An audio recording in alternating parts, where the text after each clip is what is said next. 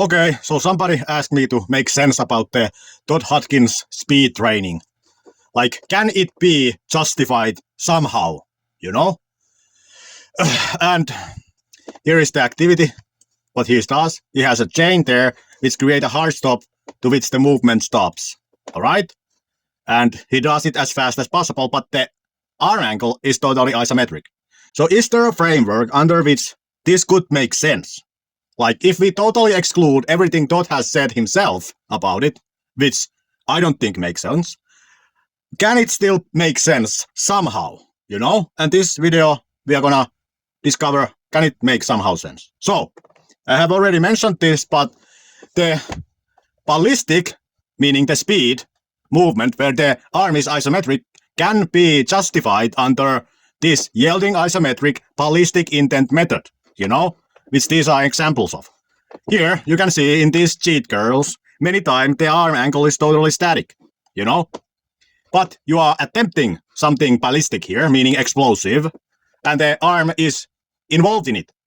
Its job is just to hold an isometric position, all right? Yes, in the top position there is a dynamic motion, but I still categorize this here, ballistic intent method, in isometrics, all right? So, and if you look at this kind of throwing things, the grip is involved in an isometric thing, but it's also involved in a ballistic intent, you know? The other parts of the body is doing something ballistic, and the grip is part of it.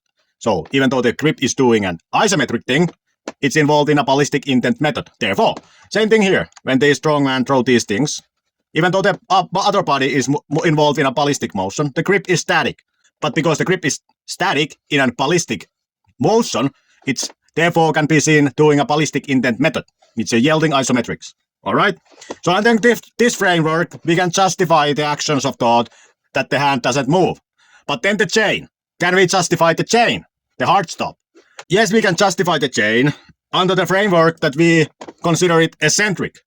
So in which case it would be non-SSC eccentric training. SSC meaning stretch shortening cycle. Meaning it's non-stretch shortening cycle eccentric training.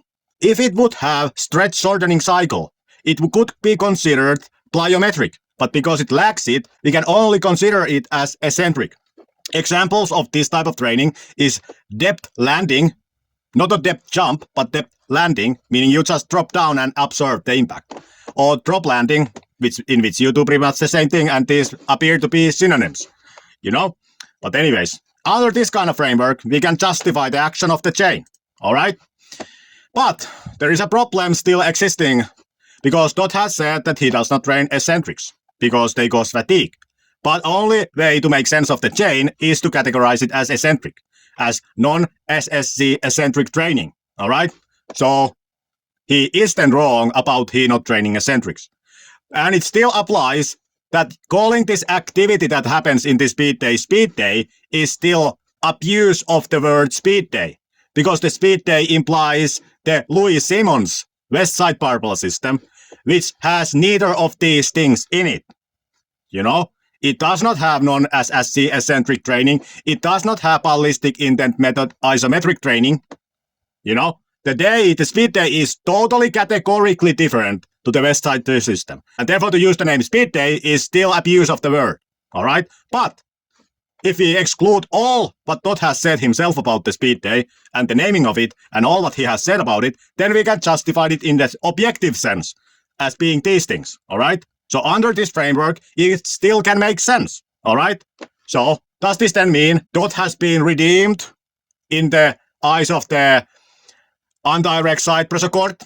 Well, not entirely, because he still calls his bucket pull side pressure, which is unforgettable. Until he takes back that word, side pressure, for the bucket pull, he remains in the bullshit category in the courtroom of undirect side pressure. Even though the speed day, we can dismiss the accusation about the speed day. But the third accusation was the heaviest one, which was to call the bucket pull side pressure. All right? That's all. Bye.